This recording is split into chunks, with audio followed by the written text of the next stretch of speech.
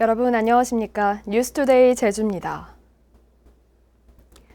다음 달 정기국회 개회를 앞두고 제주 지역 국회의원과 제주도가 바짝 긴장하고 있습니다. 내년이 총선이어서 현재 국회에 계류 중인 제주 4.3 특별법과 제주 특별법 개정안을 통과시키고 내년도 국비 예산을 확보할 수 있는 사실상 마지막 기회이기 때문입니다. 보도에 오승철 기자입니다. 난개발을 막기 위한 곶자왈 보호지역 지정과 렌터카의 속도 제한 장치를 설치하는 내용 등을 담고 있는 제주특별법 개정안. 지난 6월 국회 행정안전위원회를 통과한 이후 자유한국당 소속 여상규 법사위원장이 합의 없이 처리된 법안을 심사할 수 없다고 버티면서 더 이상 진전이 없습니다.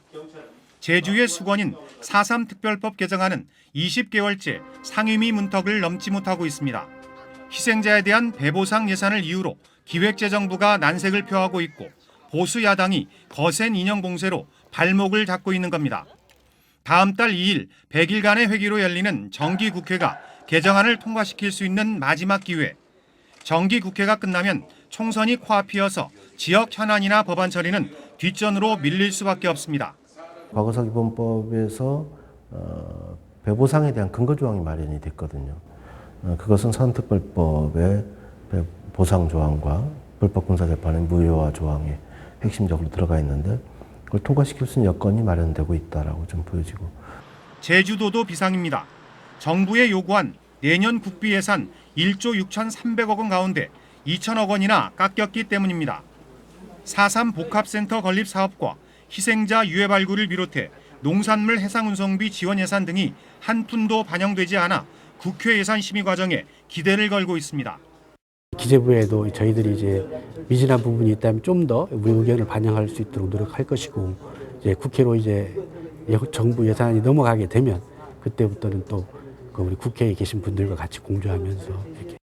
법안 통과나 국비 추가 확보 두 가지 모두 쉽지 않은 게 사실입니다. 지역 국회의원과 도지사의 정치력이 어느 때보다 절실히 요구되고 있습니다. MBC 뉴스 오승철입니다. 각종 행사에 지원되는 지방 보조금이 줄어들 것으로 보입니다. 제주도는 행사에 지원되는 재료 구입비 보조율을 현행 90%에서 50%로 낮추고 경로당 장비 구입 지원액을 최고 2천만 원으로 제한하는 내용의 지방 보조금 관리 운영 지침을 개정했습니다. 또 마을회관이나 복지회관의 신축과 증축 비용을 소폭 올리는 대신 영리 목적 시설은 지원 대상에서 제외했습니다. 여행 대금을 받은 뒤 여행 일정을 펑크내는 이른바 먹튀 여행업자의 관광업 활동을 제한하는 법률 개정이 추진됩니다. 더불어민주당 위성곤 의원은 관광사업을 영위하면서 형법상 사기와 횡령 등으로 실형을 받는 경우에는 일정 기간 여행업 등록을 제한할 수 있도록 관광진흥법 일부 개정안을 대표 발의했다고 밝혔습니다.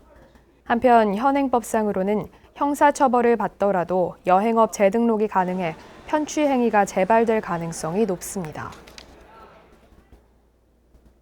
본격적인 벌초철로 접어들었는데요. 벌쏘임 사고에 주의하셔야겠습니다. 산란기를 맞은 말벌들의 활동이 왕성해지면서 벌집을 제거해달라는 신고가 잇따르고 있습니다. 이소현 기자입니다. 타조할 만한 말벌집이 나뭇가지에 매달려 있습니다. 호리병처럼 생긴 이 벌은 독침이 있는 쌍살벌입니다. 119 대원이 중무장을 하고 벌집 제거에 나섰습니다. 수풀을 정리하다 벌떼의 공격을 받은 과수원 주인은 놀란 가슴을 쓸어내립니다. 갑자기 윙 하더니 날려드니까. 그런데 쏘여서 나중에 따끔따끔 하는데 그 와중에 정신이 잃을 듯 하다가 겨우겨우 기어서 나와서 무더위에 산란기를 맞은 말벌의 활동이 왕성해지면서 벌집을 제거해달라는 신고가 잇따르고 있습니다. 한 주먹 정도? 3년간 벌집 제거 출동 건수는 3,500여 건으로 이 가운데 여름철 출동 건수가 70%에 이릅니다. 말벌이나 벌집을 발견하면 일단 119에 신고하고 만일 벌에 쏘였다면 손톱이나 얇은 카드로 벌침을 제거한 뒤 식초나 레몬주스 등을 발라주면 좋습니다. 그 어두운색 계열의 옷보다는 밝은색 계열의 긴 소매 옷을 착용하시고 그 진한 향수나 화장품 등 사용을 자제하시기 바랍니다. 특히 벌초 때 예초기의 진동과 소음이 벌떼를 자극할 위험이 높고 말벌 중에는 땅에 집을 짓는 경우도 있어 각별한 주의가 필요합니다.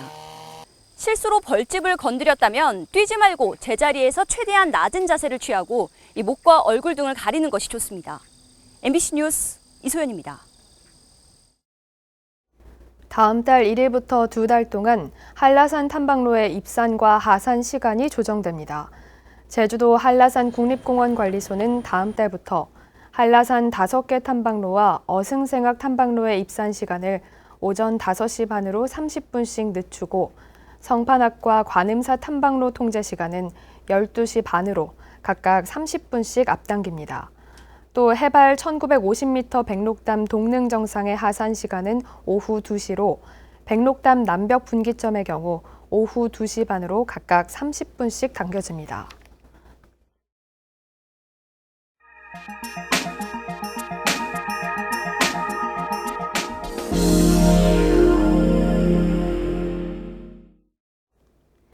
제주시 탑동 앞바다를 대규모 매립하는 제주 신항건설 사업을 놓고 논란이 일고 있는데요. 경상남도에서는 항만을 매립해서 모래부두를 조성하는 사업에 대해 어민들과 환경단체가 반발하고 있다고 합니다. 경남 장영 기자가 보도합니다. 마산해양수산청이 고시한 가포 무량장 개량 공사는 130m 길이의 저반 시설에 5,000톤급 모래 운반선이 드나들 수 있는 규모입니다. 민간업체인 가포 무량장 부두가 2년 동안 91억 원을 들여 조성한다는 계획입니다. 마산항에 새로운 모래 부두를 조성하는 계획은 이곳 가포신항과 마창대교 사이 공유수면 6,700제곱미터를 매립하는 걸로 되어 있습니다. 어민들과 환경단체는 마산만 매립에 반대하고 있습니다. 바다에 모래를 들고 들어왔을 때 이걸 세척하는 한 이후에 버리는 물의 SS, 그러니까 부유 물질이 높을 수밖에 없습니다. 그런 물질을 마산만 내만에 다시 내보낸다면은 마산만의 수질에 악영향을 미칠 거기 때문에. 마산항 4부두 옆에 모래 부두가 있고 2016년 이후 물동량이 급격히 줄고 있는데도 새로운 모래 부두가 필요한지 의문이라는 지적입니다. 마산해양수산청은 최근 3년 동안 모래 수요가 준 건 사실이지만 중장기 전망을 보면 모래 부두가 한 곳 더 필요하다는 입장입니다. 가포 모래 부두는 해양수산부의 제3차 항만기본계획에서 마산항에서 증가가 예상되는 모래 물동량을 처리하기 위해 필요한 시설입니다.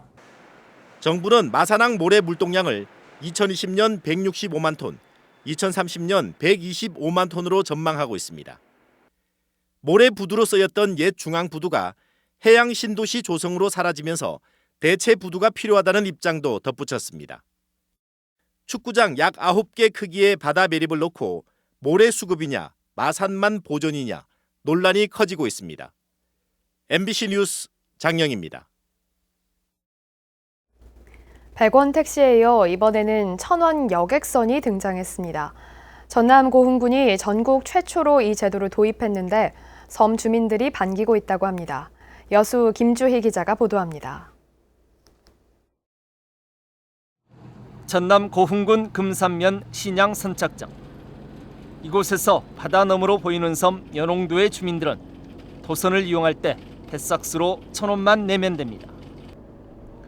고흥군이 전국 최초로 관내 섬 지역 주민들의 교통 복지 향상을 위해 도선 운임을 거리와 상관없이 단일 요금 1,000원을 받고 운항하고 있는 겁니다. 연간 도선 비용만 30-40만 원가량 절감될 것으로 기대되면서 섬 주민들의 반응도 긍정적입니다. 노익자들 분들이 많아가지고 병원에도 자주 다니시고 그러는데 1,000원 도선함으로써 가게에 많이 도움이 된다고들 말씀하십니다. 고흥군 관내 1,000원 도선이 운항되는 곳은 연홍도를 포함해 애도와 죽도 등 모두 6곳입니다. 저희 현재 6개 도서에서 월 평균 4천여 명 정도가 이용을 하고 있습니다. 그래서 지금 7월 현재까지 한 3만여 명 정도의 이용객들이 이용하지 않았나. 전남에는 2,164개의 섬이 산재해 있고 이 가운데 276개의 유인 도서에 전남 전체 인구의 10%가량이 살고 있습니다. 고흥군의 성과가 확인되면서 최근 전라남도도 도서 지역민들의 교통복지 확대를 위해 1,000원 여객선의 도입을 검토하고 있습니다. MBC 뉴스 김주희입니다.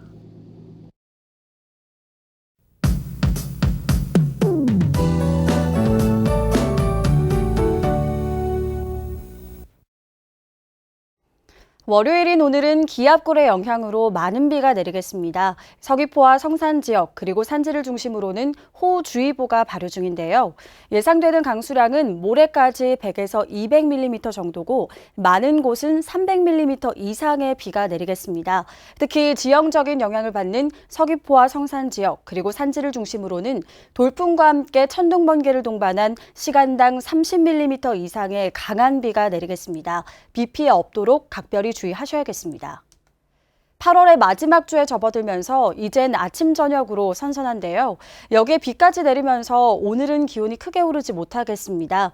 아침 기온은 23도, 낮 최고 기온은 27도로 어제와 비슷하겠습니다. 다음은 자세한 지역별 날씨입니다.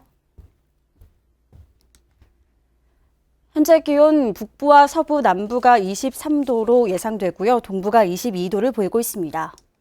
낮 최고 기온은 북부가 27도까지 오르겠고 서부와 남부, 동부가 26도를 보이겠습니다. 이 시각 섬 지역의 기온은 23도 선에서 출발하고 있고요. 오늘 비가 내리겠습니다. 바다의 물결은 제주도 남쪽 먼바다가 1.5에서 3m로 매우 높게 일겠고 모레까지 바람이 매우 강하게 불겠습니다. 전해상에 돌풍과 함께 천둥 번개가 치는 곳이 많겠으니까요. 항해나 조업하는 선박은 주의하시기 바랍니다. 오늘 아침 제주공항은 흐린 가운데 기상 여건이 좋지 않을 것으로 예상되고 있습니다. 항공편 운항 스케줄을 다시 한번 확인해 주시는 게 좋겠습니다. 주간 날씨입니다. 비가 그치고 나면 구름이 많겠고 선선한 가을 날씨를 보이겠습니다. 날씨였습니다. 제주 지역 의료기관의 항생제 처방률이 전국에서 세 번째로 높았습니다. 건강보험심사평가원이 지난해 전국 의료기관의 항생제 처방률을 조사한 결과 제주 지역 의원의 항생제 처방률은 41.6%로 전국에서 세 번째로 높았고 가장 낮은 대전보다는 10%포인트 차이가 났습니다.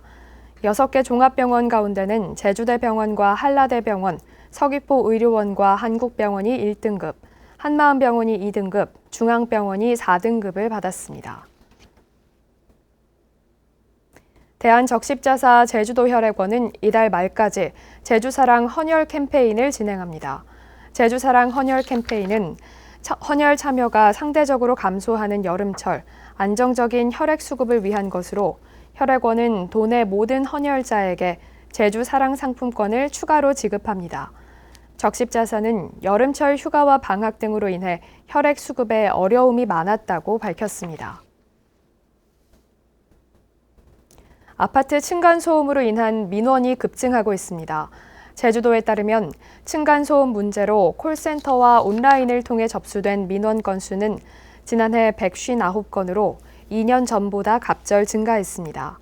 하지만 민원 발생에도 이를 규제할 만한 마땅한 법규가 없어 최근 일부 아파트에서는 자치관리 규약을 만들어 층간소음 민원을 해결하고 있습니다.